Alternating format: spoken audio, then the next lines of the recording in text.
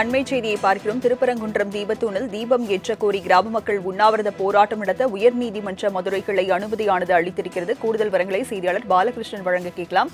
பாலகிருஷ்ணன், இந்த வழக்கு யார் தொடுத்தது? உயர்நீதிமன்றம் என்ன உத்தரவு பிறப்பித்திருக்கிறது? வணக்கம்.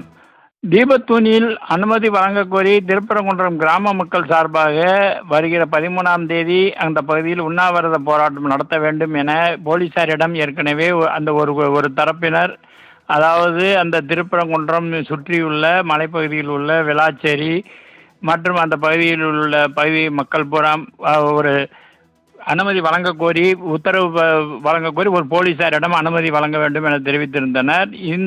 இந்த நிலையில் ஏற்கனவே இந்த வழக்கு விசாரணைக்கு வந்தபோது இருமுறை ஜி.ஆர். சுவாமிநாதன் அமர்வு அந்த இடத்தில், அதாவது தற்பொழுது சர்ச்சைக்குரிய இடம், தற்பொழுது சர்ச்சையாக்கப்பட்டிருந்தாலும் அந்த இடம் ஒரு சாரர் தீபத்தூண் எனவும் மறுசாரர் அது எல்லைக்கல் என்றும் தெரிவித்திருந்த போதிலும் இந்த இடத்தில் தீபத்தூணில் விளக்கு ஏற்ற வேண்டும், கார்த்திகை திருநாள் என்று தீபம் ஏற்ற வேண்டும் என தெரிவித்து இது குறித்தான வழக்கு உயர்நீதிமன்ற மதுரை கிளையில் நடந்து வருகிறது.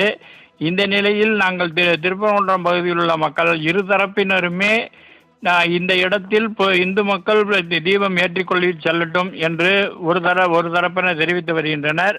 அதாவது அந்த இடத்தில் எந்தவித எதிர்ப்பும் அதிகமான அளவில் அங்கு உள்ள வியாபார பெருமக்களோ பொதுமக்களோ எந்த விதமான எதிர்ப்பும் தெரிவிக்காத நிலையில் அந்த இடத்தில் தீபத்தூண் ஏற்றுவதற்கு தற்பொழுது அரசு தரப்பில்தான் அது அதிகமாக எதிர்ப்பு தரப்பட்டு வருகிறது என கருத்து அங்கு நிலவி வந்த நிலையில் தற்பொழுது இந்த பகுதியில் தீபத்தூணில் தீபம் ஏற்ற வேண்டும் என அனுமதி வழங்க வேண்டும் என கூறி இந்த திருப்பரங்குன்றம் பகுதி மக்கள் 13ஆம் தேதி ஒரு உண்ணாவிரத போராட்டம் நடத்துவதற்காக கோரியிருந்தனர்.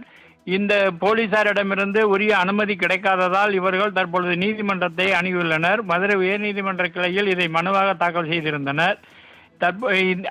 தற்பொழுது இந்த வழக்கிற்கு நிபந்தனைகள், அதாவது பல்வேறு நிபந்தனைகளை வழங்கி நீதிபதி ஸ்ரீமதி அவர்கள் தற்பொழுது 13ஆம் தேதி உண்ணாவிரத போராட்டம் நடத்தலாம் என அனுமதி வழங்கியுள்ளார்.